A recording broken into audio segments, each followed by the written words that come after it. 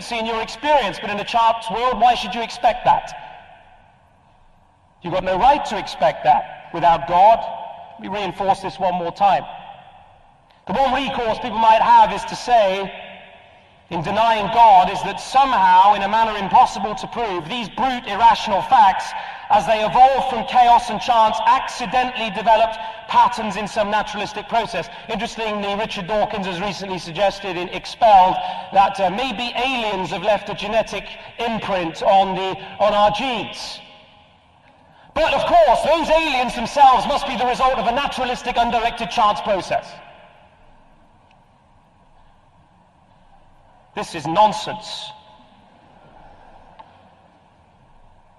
Maybe there is then a universe out there, or maybe there's a multiverse out there, or a vast array of differing patterns, but either way, without God, we can't possibly know.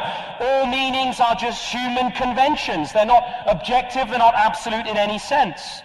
Because a totally exhaustive knowledge of all facts in the universe at any given moment, of all experience of all events in all of history, from the birth of atoms to the present, is impossible. You can't structure that. With your mind, you can't possibly know that there's pattern meaning in it all. Thus, you can choose your faith tonight. You can ask which one of these views makes sense of your life. One in which you're afloat in a vast ocean of chance, shoreless and bottomless, where no one can know anything as it truly is, or him or herself what they truly are. Or you can accept that God has a total meaning and purpose for reality. Darwin and Freud further developed this, reducing us to our environment and the level of an animal. A primordial urge. Freud said, well, our basic urge as human beings is to eat the father and copulate with the mother. And that's what drives our thinking and our being. Primordial urge, then, is what governs people. You can't have a system of thought in this kind of a universe.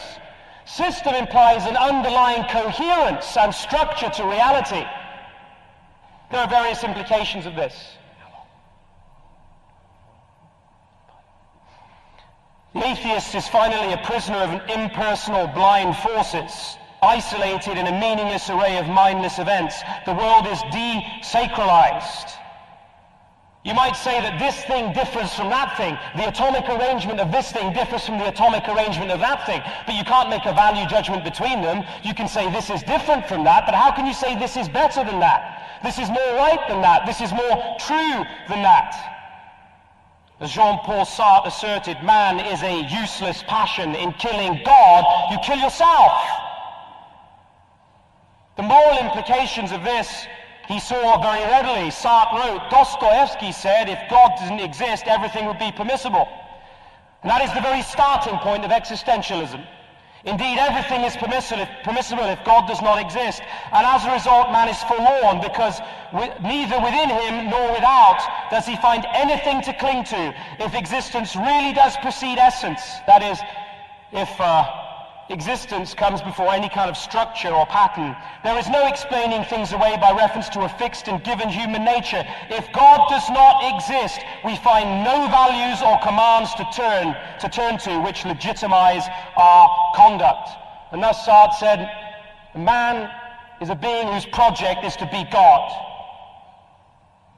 Ethical subjectivism and ethical relativism leave us defining morality as either what you like or don't like, your preferences based on what kind of cheese you ate the night before, or ethics are purely historically, relatively determined. If you're in this country at that time or in this country at that time, you'd believe the following about ethics.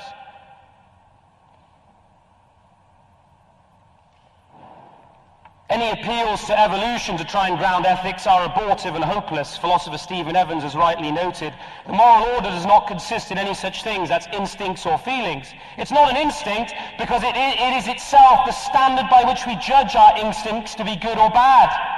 And it is not merely a social impulse or feeling. People who have dulled their consciences often are in fact obligated to do things, yet have no such feelings of obligation whatsoever. Feelings and obligations cannot be identical.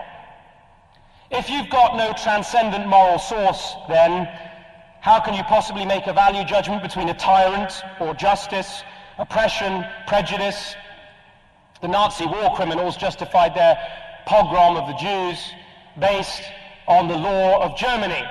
They were breaking no law of the land, and they appealed to North American and European eugenics programs to justify their behavior.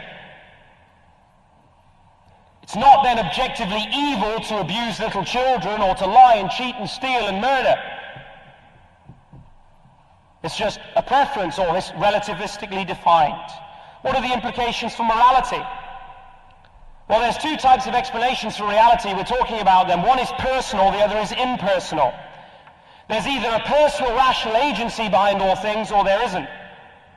And we believe that God has created the world in our minds in such a way that we can form real rational beliefs because this is a real rational universe. Now let's assume for the sake of argument that's incorrect and that the non-theistic position is right. If your whole thinking is the product of impersonal, undirected evolutionary processes, why do you trust your mind at all? Charles Darwin himself asked this question. In a letter on July 3rd, Charles Darwin wrote to W. Graham and said this, and I quote, "With me the horrid doubt always arises whether the convictions of a man's mind, which has developed from the mind of the lower animals, are of any value or at all trustworthy. Would anyone trust in the conviction of a monkey's mind if there were any convictions in such a mind? How can you justify rationality then? It's an appeal either downward to brutes and to the void, or you can say, well, I'm going to just have a rational argument for rationality, but then that, of course, is viciously circular. If reason itself is in the dock, how can you justify it purely by a rational argument? The only justification for rationality is a super-rational appeal to God.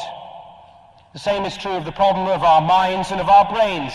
Do you know today, if your mind, your brain, is just a random collocation of atoms, as Bertrand Russell put it, then the best way of settling this debate tonight is let's go out and get 2 cans of Coke.